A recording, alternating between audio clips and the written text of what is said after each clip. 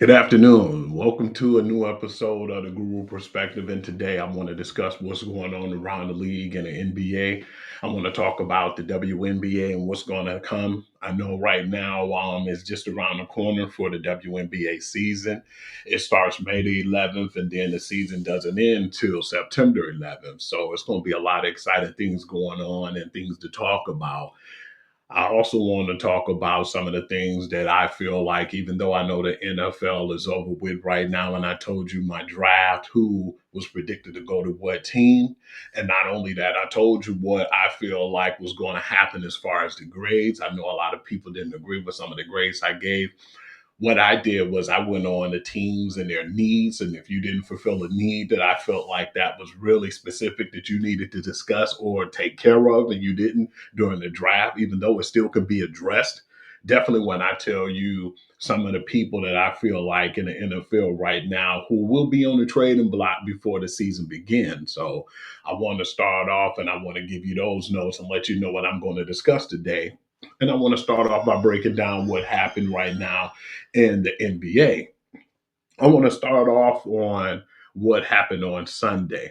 Sunday, it started off with most of the semifinal games, and it went on from there. That was the first semifinal game that came on Sunday. It was actually pretty shocking to me because when I saw the game, I said, yeah, this game is really exciting. They're going blow for blow. It was a number one against a number four ranked team, which is the Cleveland Cavaliers and the Indiana Pacers. I didn't expect Indiana to come out swinging like that. A lot of the first round was dull, or it was a lot of blowouts or gentlemen sweeps. But in this case, they were going haymaker for haymaker. And for the most part of the game, the Indiana Pacers controlled the game. It got close at the end and it went down to the wire. But when it came down to it, the Indiana Pacers held their own. And the crazy part about it was they went to Cleveland and they handled their business and they stole the game on the road.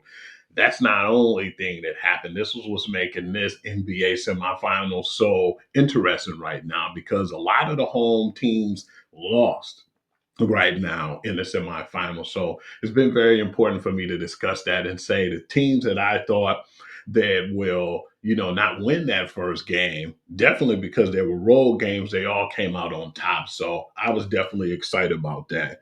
I want to start off with the final score of that game. It was 121 to 112, and that was the score. Indiana went in and they handled business. What more can I say? The leading scorer of the game actually surprised me, Andrew Nimhart. He had 23 points in the contest.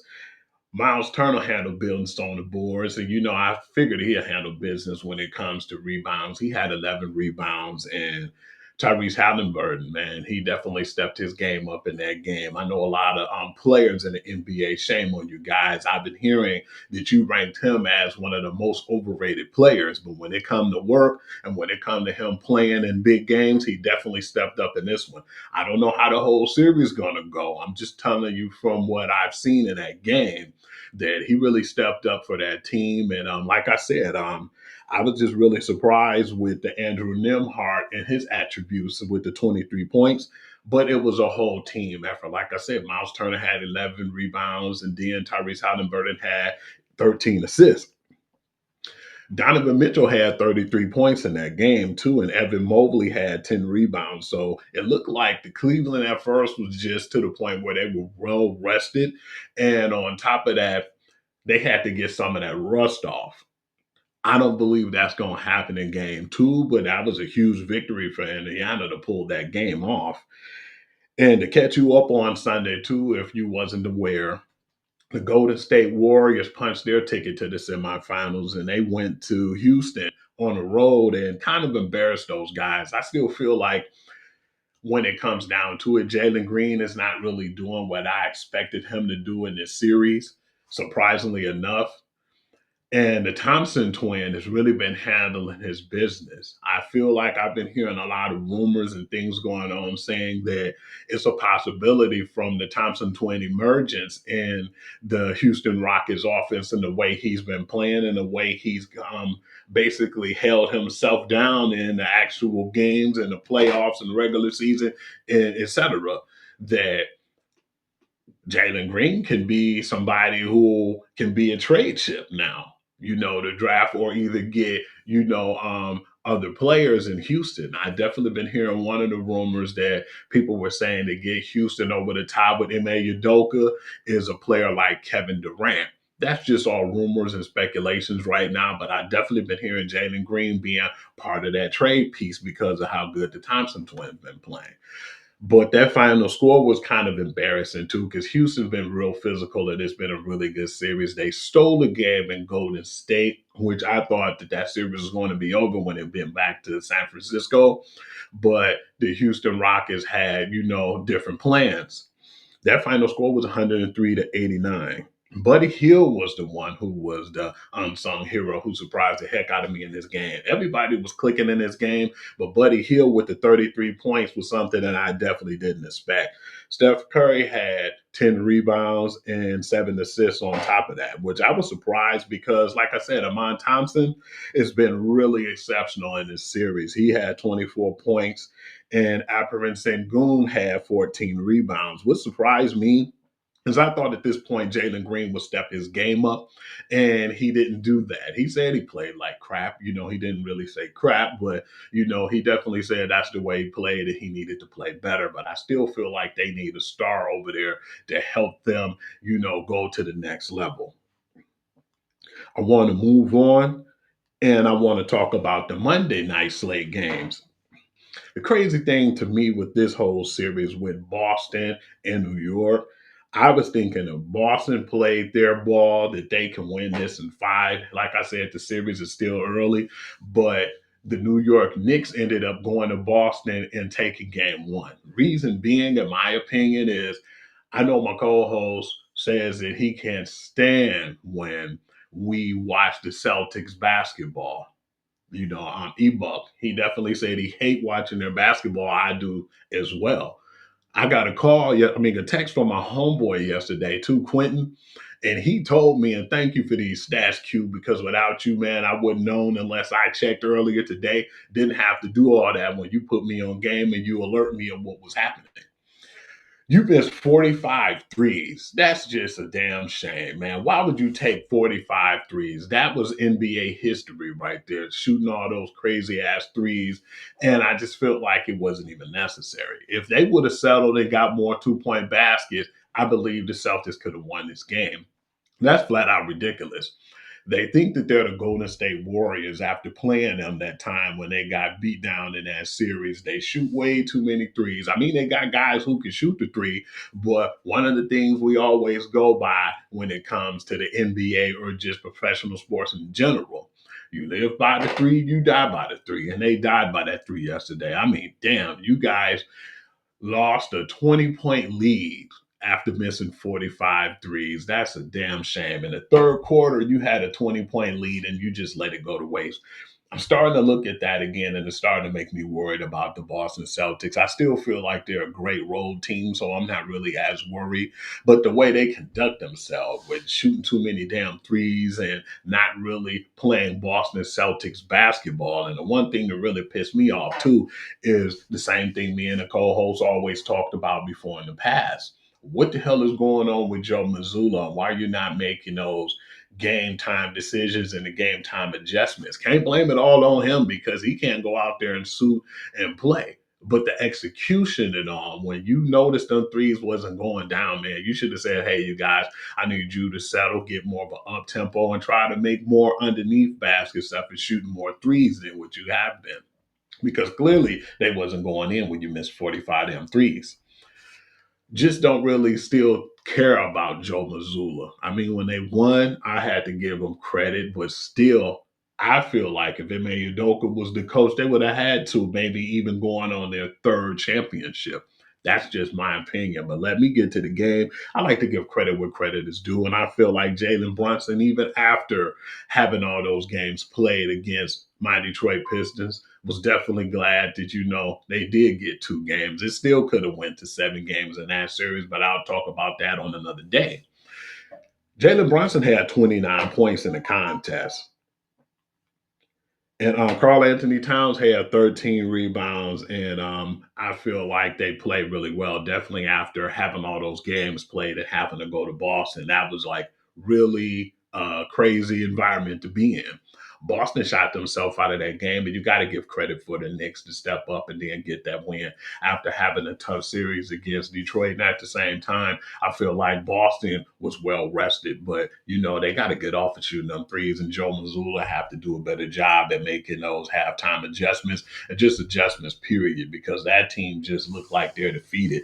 If this series go like that first game, man, then Boston is going to be gone pretty soon. Everybody thought that it was going to be a sweep. I still said Boston in five. It still can happen that way, but Boston has to play much better. You know it, I know it, and they definitely got to take care of business game two. But like I said, credit where credit is due. The New York Knicks came out there and they was tough. Jalen Brunson hit some tough shots. Mikal Bridges, when Mikal Bridges came in, he played clutch in overtime. And that final score was 108 to 105. Give credit where credit is due. New York stole the first game on Boston's home court. And here we are right now. We go into the third game of the semifinals.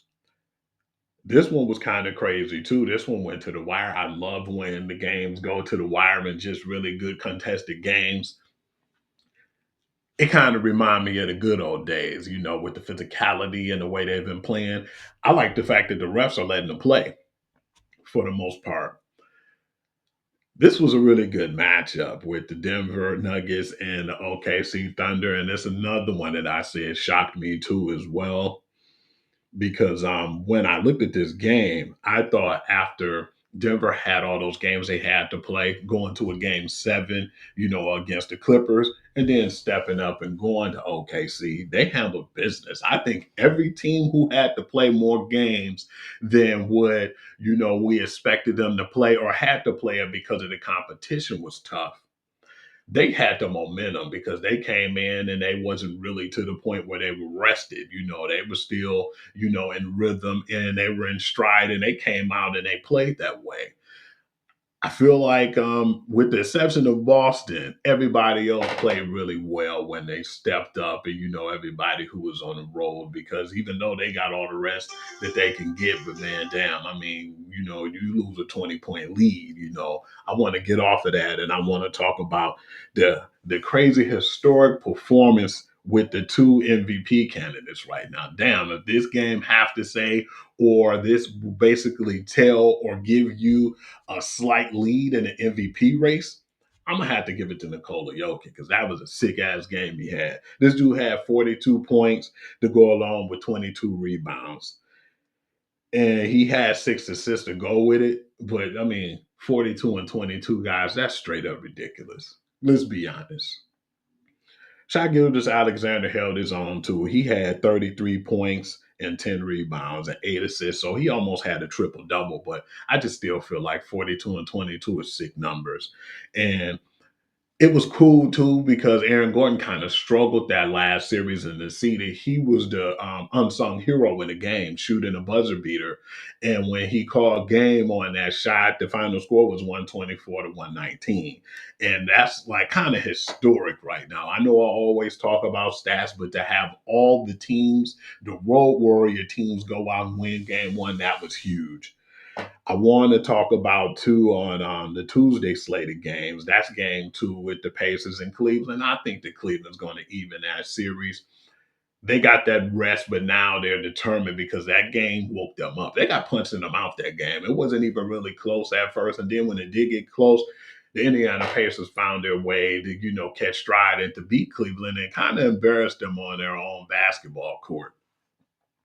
Okay, this is the game right now that's going to be game one. And this is the Golden State Warriors against the Minnesota Timberwolves. I'm looking at this game right now, and then I'm looking and thinking, the problem is the Lakers got beat up because there's a lot of bigs that's over there with Minnesota. You got Nas Reed, you got Anthony Edwards, who got some size on him as a shooting guard. You got some big dudes over there on that team. And that's the problem, what I think, too. And Rudy Gobert is an X factor. I think they're going to have to put Kevon Looney on him and let him play some games. I don't know right now what they're going to do with Jonathan Kaminga. It just seems like his confidence is shot. He doesn't play, and he's not the same player. I believe once you start to see Coach Steve Kerr give up and didn't have faith in this young man, since last season, he hasn't been the same. And it only gets worse right now because he's not playing up to that, caliber that we all know that Jonathan Kaminga can play.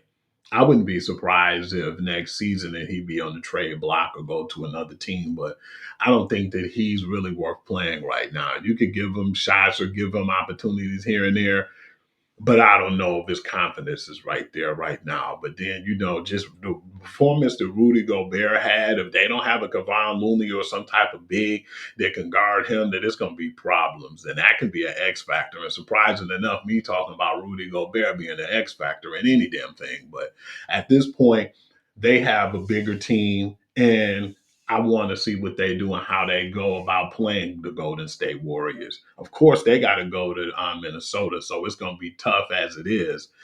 But I'm looking at everything right now. I feel like if Steph Curry can be Steph Curry, Draymond Green can play the type of defense that we know he can play. Because you can never, underestimate the heart of a champion. And those guys got the championship caliber and a pedigree over there in Golden State. But it's all about the X factor to me is Jimmy Buckets.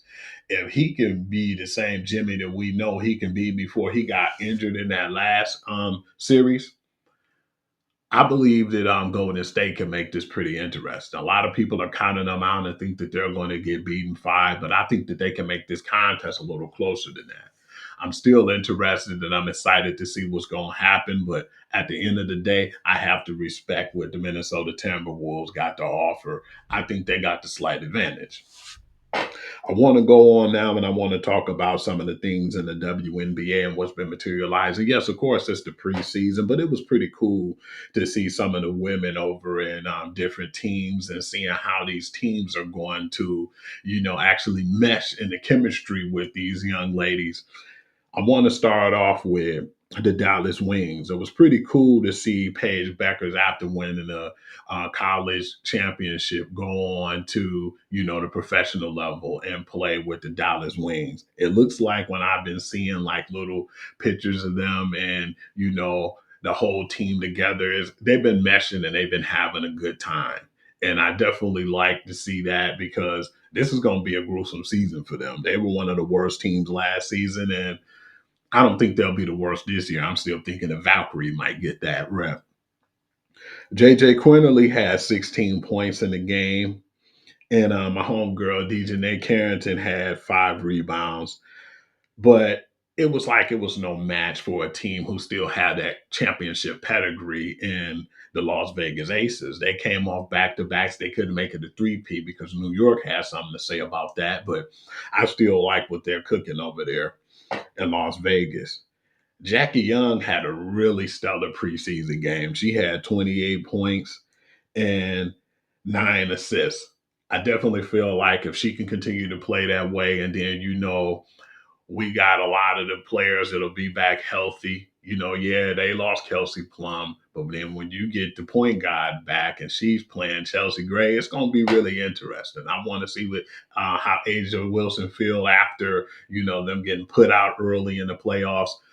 And the addition of Jewel Lloyd, I'm really excited because I'm a huge Las Vegas fan and the Aces. I want to see what's going to happen over there. But that score wasn't even nowhere near. I don't know. Maybe it would be that way in the regular season because I feel like the Aces are feeling some kind of way. But the 112 to 78 was totally disrespectful. And then I seen the Brazil versus, the Chicago team, the Chicago Sky. The game was kind of crazy. I think that this is any indication of what's going to go on with Chicago. They're trying to get to the point where they'll be finally making it in the playoffs. They were so close before, but it just didn't happen. Angel Reese has been a beast right now. I've been watching the rival league, the unrivaled league, and she's been having like just averaging double doubles, and she's been better at shooting perimeter shots and long distance 3 pointers as well. That didn't change in this game when they played Brazil. She had 15 points and 10 rebounds. That final score was 89-62, and it wasn't even close. I want to talk about the game on Saturday too. I like what's going on with the Indiana Fever. They got a better team. A lot of people want to go over there and play, with Kaylin Clark and my homegirl, Alea Edwards. So I'm just really happy to see what goes on with this team. I definitely believe they'll make a deeper run in the playoff this season due to if they don't have any injuries. I looked at this game and I seen the Mystics. Brittany Sykes had a pretty solid game. She had 18 points. But I was surprised that Sophie Cunningham cut up like she did. No pun intended. She had 21 points and 8 rebounds. Definitely wasn't expecting that from her. And that final score was 79-74, and the Indiana Fever pulled that game off. The Sunday slate was another blowout with Brazil. Brazil played an Indiana Fever team, and I thought it wasn't even fair to even play Brazil after this game. Kelsey Mitchell was the unsung hero. She had 17 points, and I believe this game got to the point where they probably just had second stringers in this game. I don't believe they have a lot of people on their bench, but it was a lot of rotation in this game, especially with the score being 108-44. We're going to go on to the Tuesday lineups. The Mercury and the Aces. This is the first game the Mercury is going to play. I definitely believe with the Aces, they might pull it off by a slight victory. I don't think it'll be a blowout. I have the Sky over the Lynx as well, but at the same time, the last game that comes on at 10, actually, it's two games at 10, the Mercury and the Aces and the Sparks and the Valkyrie. I definitely got the Sparks over the Valkyries, two in a blowout victory. I just feel sad because a lot of people are already getting injured in the WNBA season. It didn't even start yet, and I wanted to kind of briefly talk about that. Georgia Muir, the number 6 overall pick, for the Washington Mystics. I was looking forward to seeing her play. She just seems like, from just being who she is and the way she act and carry herself. I thought she was a charismatic player and wanted to see her play. But in preseason, she tore her ACL and she'll be out the regular season on the 2025 season, of course. Jordan Horston and Mika Mule as well. They both got hurt, playing with their teams overseas. Just really, it's part of the game. So I expect that to happen. But the crazy part is I hate to see injuries and, the young ladies already being hurt this time of season. Like I said, May 11th will be the start of the season all the way to September the 11th. So I'm looking forward to that. And just like to talk women's sports whenever I could, whether it's college or in the professionals, because I feel like they don't get the credit where the credit is due. But it's been really excited and I'm excited to be a fan. I want to go ahead too, and I want to talk about some of the things that's going on right now. And the reason why, when I said I still have some things to talk about in the NFL, I do. And I think that it's trades that need to be made too. And unfortunately, one of the trades, a lot of people might not agree with me because it's one of my, Detroit Lions players. I know you guys already know who it is, but I'll get to it eventually. But I want to start off with the Jalen Ramsey situation that's going on right now with the Dolphins. I don't think that he's going to stay over there because he already had a big contract, but it was crazy to me to see that they signed him to that contract when, as soon as he left his team without even, having a prove it type style contract or just picking up some money, giving him the contract he had and figuring out what's going to happen the next season. And they openly broadcast too that Jalen Ramsey was going to be trade bait during the draft. They signed him to that crazy extension, like I said. But what I believe is going to happen is the Dolphins going to probably have to eat some of that contract in order for him to be traded. He might just stay put, but I definitely feel like he's one of the guys who can possibly leave. I know it was 4 teams that asked about him. One of them was our, Detroit Lions. I believe the Vikings asked about him. A lot of playoff caliber and playoff contender teams was talking to the Miami Dolphins to see what they can do. So it might still be a trade in the works, depending on what happened. Green Bay and Jair Alexander. This is more of one that I was interested in because Jair Alexander seemed like he started to be a headache over there right now with Green Bay. I know at one point he went in the game and it was some crazy things that he did. I think that they were saying that he didn't supposed to be in on that play and he decided to take it amongst himself that he was coming in and he was playing in the game and that's what happened and he got suspended.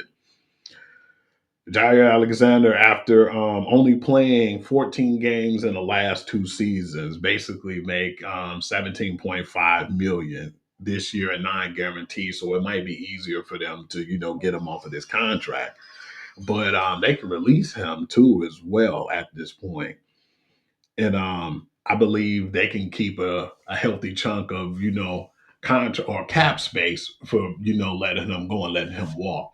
So he definitely might be good for a championship competitive team. I think the Jair can make any cornerback room better from Minnesota to, the Lions, or I really want to see what the Dolphins do at this point because they can get them over there. But the one thing though, I believe that people got to understand is that if he go to your team, it's a possibility he might play out that last year.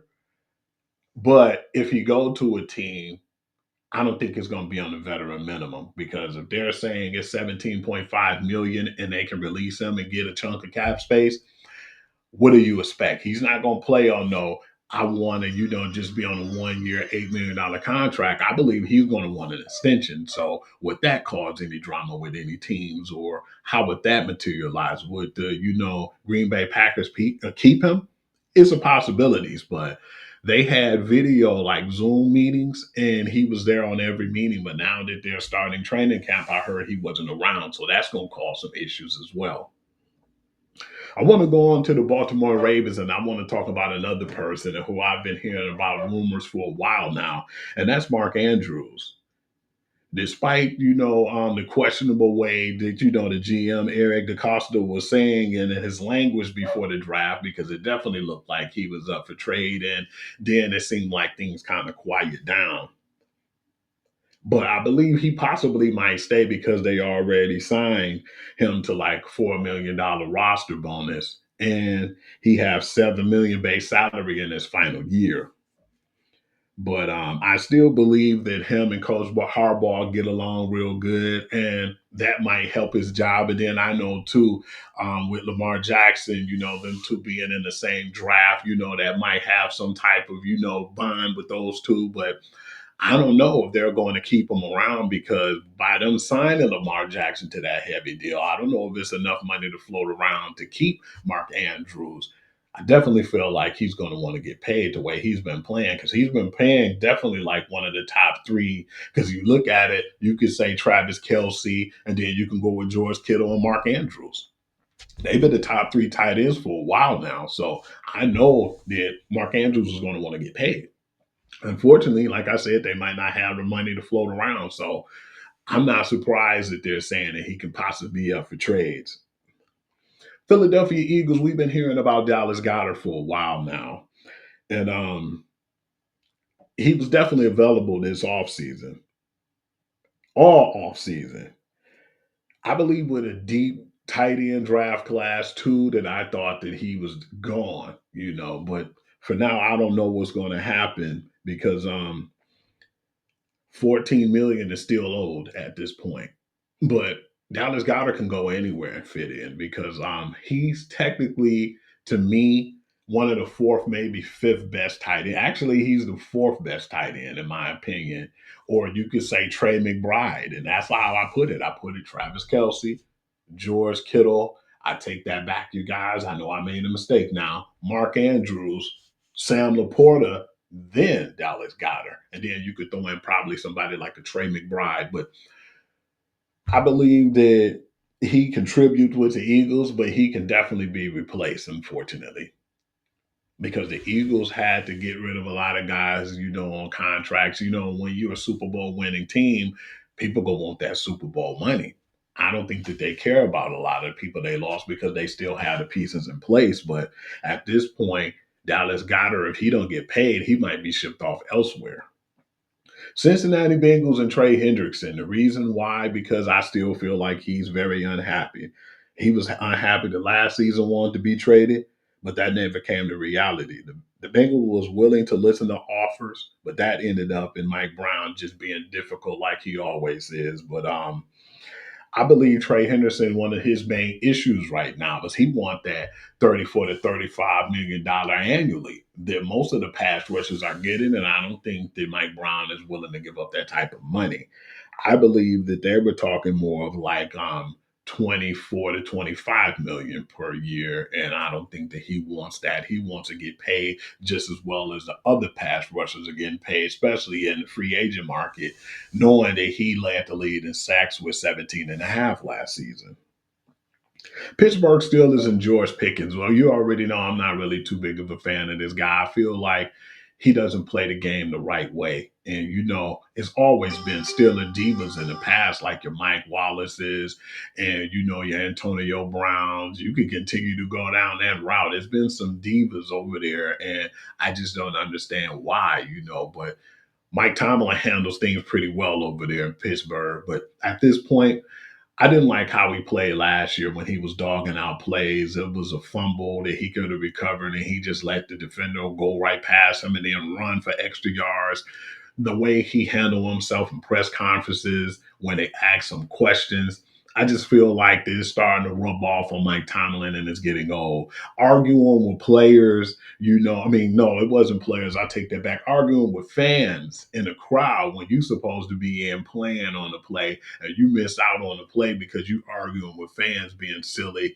And just too much was going on with him. I'm surprised he stayed for that long. Definitely thought that he'd be trade bait at the end of the season, but now with DK Metcalf over there, it's funny because they said they didn't have any need at wide receiver, and all of a sudden you pay DK Metcalf to a huge deal, man. So that's going to be pretty difficult. And I don't think that with that contract that DK Metcalf just signed, that George Pickens going to stay there for long. And I know they'll be happy to get rid of him. A team who I think could be in the market for wide receiver, and they're a needy wide receiver team for a number two, unfortunately, or maybe a 1A, 1B would be the Dallas Cowboys because you got CeeDee Lamb, but you can line him up on the other side, and that possibly might work. I want to move on and I want to talk about the defensive end for the Philadelphia Eagles. I know you guys probably be like, whoa, Hugh, wait just a minute. This guy just went over there last season. Yeah, he did. He was one of the big time free agents in free agency last season. But it wasn't the reason why the Philadelphia Eagles got over the hump neither. He was one of those draft guys that everybody felt like they had buzz on and thought that he was going to go to a team and make a decent amount of money. He did just that. But he had less than stellar 2024-2025 season with a pedestrian 2.5 sacks and a part-time role in the Philadelphia Eagles defense. The Eagles still owe him 16.5 million guarantee in 2025, and other teams might be willing to make that trade to get them a defensive end. So he possibly might be on the market. Seattle Seahawks, I know people going to be surprised with this one, and I'm feeling like Kenneth Walker III can definitely be one of those guys that can be expandable because with the Zach Charbonnet and his emergence and how well he played when, Kenneth Walker III was out. One of the issues with Kenneth Walker III is his availability. He's been injured quite a lot lately. And with Zach Charbonnet showing that he can hold the load, I definitely feel like this might be somebody that team like the Dallas Cowboys, damn, it seemed like they need everything after saying they were going all in last season. That can help them out, but it can help out a lot of teams too. The Chicago Bears, Lord, I hope that don't happen.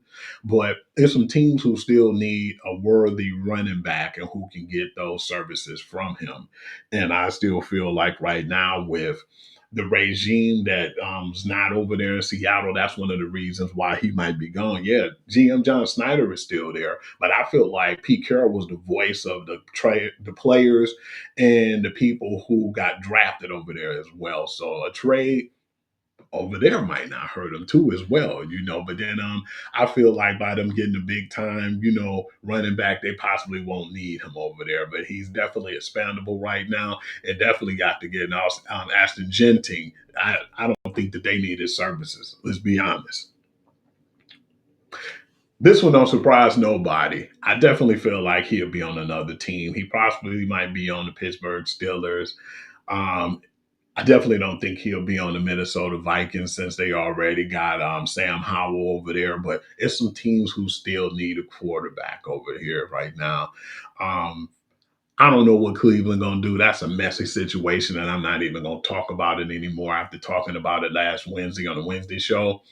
But Kirk Cousins still has a deal that needs to be done. I don't feel like he wanted to do it around the draft time because, in general, what happened to him this season, he didn't want to go to a team that was going to get their future franchise quarterback like Atlanta did. That was weird on so many levels to get him, sign him to like a 4 year, $180 million contract just to get Michael Penix, and then he get injured and Michael Penix outplayed him. So yeah, that was just wasted time right there. I don't know how much money Atlanta Falcons gonna eat, but they're gonna eat a lot of that money. But he's still one of the pieces that needs to be traded, and I would like to see him on a new team, because it's definitely getting awkward over there in Atlanta.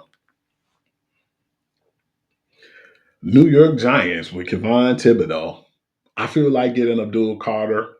He's expandable. Bottom line, don't really need to get into too much. They picked up his $14.5 million. I believe this might be his last season with the Giants. I'm not surprised. They got Brian Burns. Now they got Abdul Carter. They have a lot of young, really good pass rushers over there.